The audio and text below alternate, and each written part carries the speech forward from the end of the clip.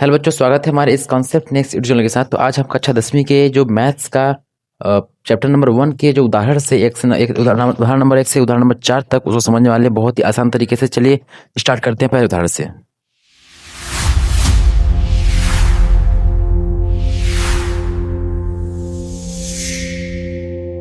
तो पहला उदाहरण इस प्रकार से है कि संख्याओं 4n, आप लोग क्वेश्चन स्क्रीन पे देख रहे होंगे, संख्याओं 4n दिया हुआ है। संख्याओं 4n पर विचार कीजिए जहां n एक प्राकृतिक संख्या है। जो n है वो एक नेचुरल नंबर है। क्या है? नेचुरल नंबर, प्राकृतिक संख्या है।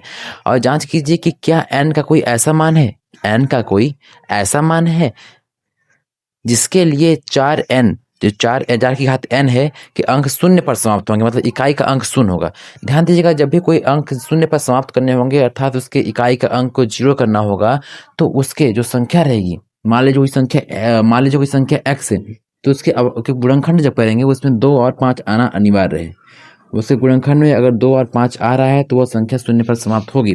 लेकिन अगर वहीं पर वह संख्या शून्य पर समाप्त नहीं हो रही, इसका मतलब है कि उसके जो अभाज्य गुणनखंड है उसमें 2 या 5 नहीं है, या फिर इसमें से दोनों होना अनिवार्य है। एक से काम नहीं चलेगा, दोनों होना अनिवार्य है। और इसमें कोई तीसरा नहीं होना चाहिए। 3, 4, 6, 7, 8, 9, ये तीसरा नहीं होना चाहिए और दोनों होना अनिवार्य है, तभी जाकर कोई संख्या 0 पर समाप्त होगी। ये इसका नियम है। तो चलिए इसको समझ लेते हैं कि अगर हम 4 को 2 की घात n भी लिख सकते हैं, सॉरी 2 की घात 2 भी लिख सकते हैं। और ध्यान दीजिएगा n लगा हुआ है, तो इसको इस तरीके से लिख सकते हैं। अगर इसका गुणनखंड करें 4 का, तो अपने पास आ रहा है 2 × 2।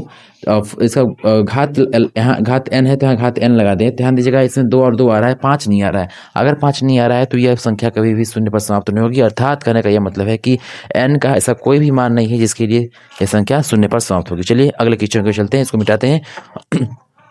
आशा करता हूँ आप लोगों को क्वेश्चन समझ में आ रहे होंगे, तो प्लीज़ पूरा वीडियो देख कर जाइएगा। अंत वाला क्वेश्चन को बहुत ही ज़्यादा ट्रिकी से समझाने वाला हूँ मैं।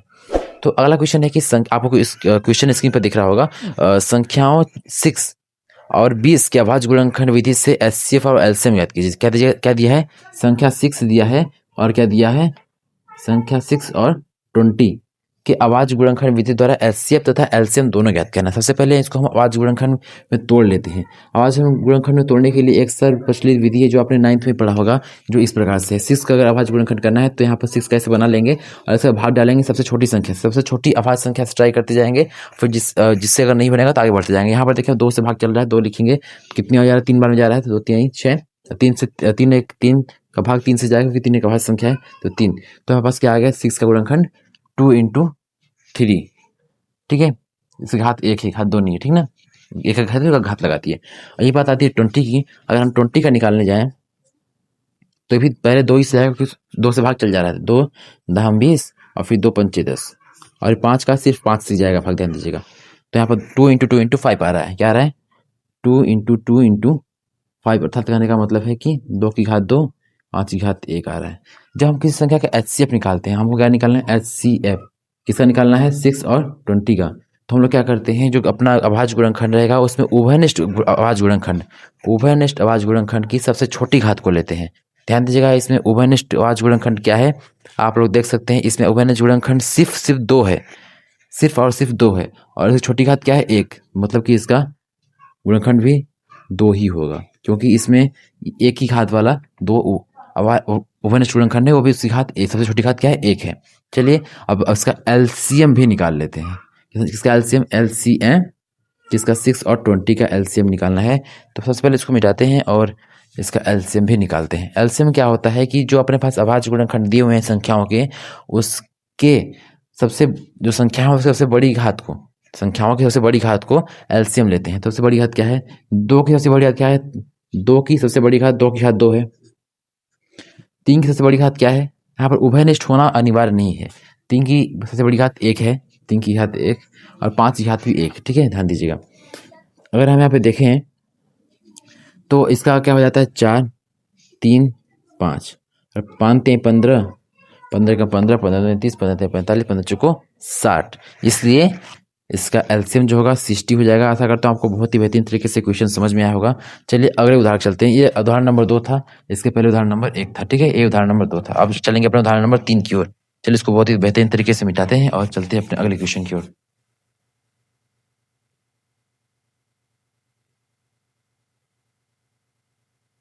उदाहरण नंबर 3 है, मैं अपने बुक से पढ़ रहा हूँ क्वेश्चन, आप अपने स्क्रीन पर आपको क्वेश्चन दिख रहे होंगे, आप वहाँ से पढ़ लीजिएगा क्वेश्चन।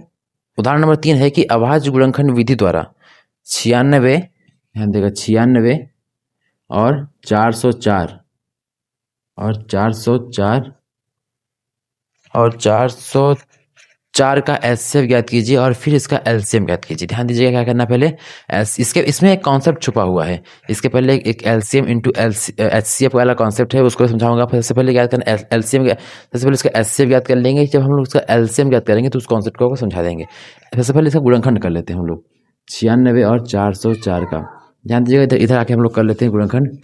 ध्यान दीजिएगा, जब भी गुणनखंड करने के बाद एचसीएफ और एलसीएम पूछे पेपर में, तो आप इस बात को ध्यान दीजिएगा कि हमें पेपर में सिर्फ और सिर्फ गुणनखंडों को लिखना होता है, इसको बनाना अनिवार्य नहीं है। जो हम लोग यहाँ पे कर रहे हैं ये कैलकुलेशन पेपर में अनिवार्य नहीं है, आप इसको स्किप भी कर सकते हैं, लिखना ये जरूरी नहीं होता है। ध्यान दीजिएगा, ठीक है। इसका जब भाग देंगे 2 चौको 8, 2 8 16, ठीक है। फिर 2 भाग चला जाएगा इसमें, फिर 2 चला जाएगा, ये तब आता ही होगा ना। अंत जाके 3, 1 2 3 4 5, 2 कितना आ रहा है, 5 बार आ रहा है, तो 2 की घात कितना आ जाएगा 5, और 3 कितना बार आ रहा है, 1 बार आ रहा है, तो यहाँ पे 1। अब 4 से 4 कैसे करते हैं, तो यहाँ पे सबसे पहले 2 से निकाल लेते हैं इसको, ठीक है। 2 दूनी 4, 0 2 दूनी 4, फिर 2 से करेंगे, 2 कम 2 0, 2 कम 2, फिर 101 जो है एक अभाज्य संख्या है तो 101 से ही कटेगा, इसलिए यहाँ पर 1। तो यहाँ पे क्या आ रहा है, 2 इंटू 2 इंटू एक्स इंटू 101 की घात 1, ये अपने पास आ रहा है। अब इसी से हम लोग पूरा खेलना है, इसको मिटा लेते हैं हम लोग, ताकि हम लोग को क्वेश्चन सॉल्व करने के लिए अच्छी स्पेस मिल सके। हमको याद करना है सबसे पहले इसका एचसीएफ याद करना है। एचसीएफ किसका एचसीएफ याद करना है, 96 और 404 का। ध्यान दीजिएगा, जब भी एचसीएफ याद करते हैं तो आपको बताया हम कि उभयनिष्ठ गुणनखंड की सबसे छोटी घात, तो इसमें उभयनिष्ठ गुणनखंड 2 है और छोटी घात क्या है, 2 है, 5 तो है नहीं, 2 है, उसको इसलिए लिख सकते हैं 2 इंटू 2 लिख सकते हैं, 2 गुणे 2 लिख सकते हैं, जो कि 4। मतलब कि इसका एचसीएफ जो है 4 आ रहा है, 4। अब हमको याद करना है एलसीएम, एलसीएम किसका, 96 और 404 का एलसीएम भी ज्ञात करना है। तो हम लोग को इस बात को ध्यान देना पड़ेगा कि यहाँ पे इसकी जस्ट जब बुक एनसीईआरटी देखेंगे, आपको स्क्रीन पे मैं लगा दे रहा हूँ, वहाँ पे देखिए लिखा है कि किन्हीं 2 धनात्मक पूर्णांक, मान लीजिए किन्हीं 2 धनात्मक पूर्णांक ए और बी है, तो उसके लिए एचसीएफ जो रहेगा, एचसीएफ किसका, ए और बी का, और एलसीएम जो रहेगा सेम उसी संख्या का, ए और बी का, और जब इसको गुणा करा देंगे अपन लोग, एलसीएम और एलसीएम तथा एचसीएफ को गुणा करा देंगे तो हमारे पास ए इंटू बी प्राप्त होगा। मतलब कि उन दोनों संख्याओं का गुणनफल, जिन संख्याओं का एलसीएम और एचसीएफ को लेंगे गुणा कराने पर उन दोनों संख्याओं गुणनफल के बराबर रहेगा। तो चलिए इस विधि, हम लोग इसके सिंपल विधि से भी इसका एलसीएम निकाल सकते हैं, लेकिन हम लोग इस तरीके से भी निकाल सकते हैं। इस टॉपिक से पेपर में 100% क्वेश्चन आते हैं, ठीक है। तो अपन लोग क्या करते हैं, इस टॉपिक लगाते हैं, इसका एचसीएफ निकाल लिया हम लोगों ने। हम चलिए इस सूत्र को हम लोग ना इस संख्या पर बिठाते हैं, इस समय अपने प्रश्न के ऊपर बैठाते हैं, तो ज़्यादा अच्छे समझ आएगा। एचसीएफ किसका, 96 और 404 का, गुणा करा दे एलसीएम किसका, 96 404 के, तो अपने पास जो संख्या रहेगी 96 इंटू 404 के बराबर, मान लीजिए यहाँ 404 लिखा हुआ है, ठीक है, इसके बराबर रहेगा। तो एचसीएफ हम लोगों ने याद कर लिया, एचसीएफ की जगह हम लोग लिखेंगे 4 इंटू एलसीएम किसका, 96 और 404 का, इसके गुणा किस गुणनफल के बराबर रहेगा। अभी हम लोग गुणा नहीं कराते ताकि हम लोग काटने में आसानी हो, हम लोग इस संख्या एलसीएम को इधर रख के 4 को इधर नीचे पसंद कर देंगे, तो इसको काट देंगे तो हमको एलसीएम 96 और 404 का एलसीएम मिल जाएगा। तो एलसीएम 96 और 404 का करेंगे तो 96 इंटू 404 बटे 4, इसको काट देंगे इस संख्या, तो 4 एकम 4 और 4 एकम 4 0, 4 एकम 4, मतलब आ रहा है मेरे पास 96 इंटू 101। तो इसको गुणा करा के देख लेते हैं कितना आता है।